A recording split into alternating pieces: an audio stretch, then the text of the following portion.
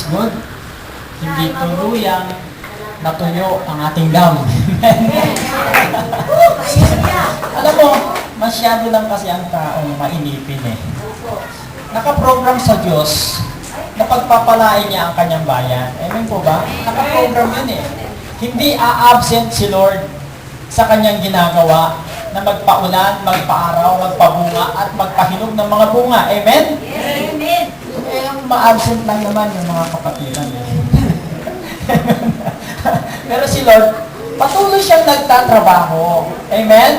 Nakaprogram talaga sa kanya na meron tayong tubig, meron tayong kuryente, may gabi na tayo ay magpapahinga rin. Amen po ba? O, palagay natin walang gabi, di lahat tayo pagod sa puyat. Diba? O, kaya nga, nakaprogram sa Diyos yung gabi para tayo magpahinga. Nakaprogram din ang linggo para tayo ay magpahinga naman.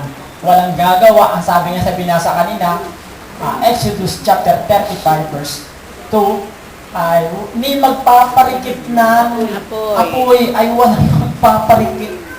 Ibig sabihin, wala mo na magtitinda ng ulam. Ibig sabihin, ang ibig sabihin ng mga kapatid, kung kinakailangan, huwag ka na munang kumain sa araw ng linggo para ikay makarating sa gawain ng Panginoon. Amen po ba? Ganon kahalaga ang salita ng Diyos. Meron pang kapatid eh, alam mo, ang kanyang patotoo ganito.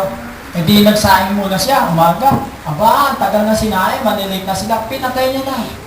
No? Pinatay niya ni Apoy. Tapos nag-church sila. Pag uwi sa bahay, ay kulang pa sa luto. O, tuloy yung luto, tuloy.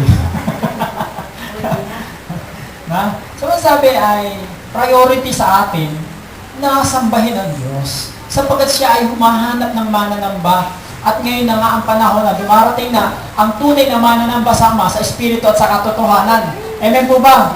Sino yung sasamba na ito? Yung buhay yung Espiritu. At nga naman, pag walang sumamba sa Diyos, ay may bubuhayin ng Diyos yung mga bato. Amen? Alam ba niyo yung bato?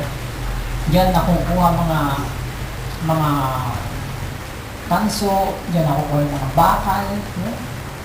Ayan, tingnan mo. Yung mga instrumento na yan, galing sa bato eh. Nabubuhay ng Diyos yung mga yan. Amen po ba? Kaya sabi mo sa katabi mo, huwag kang liliban. Araw ng linggo. Araw ng linggo. Sapagkat hinahanap ng Ama ang kanyang mananamba. Ayan. Lain ng Diyos. Palakpakan natin si Lord. Amen. O ngayon, tayo po lahat ay tumayo at ating basahin ating talata.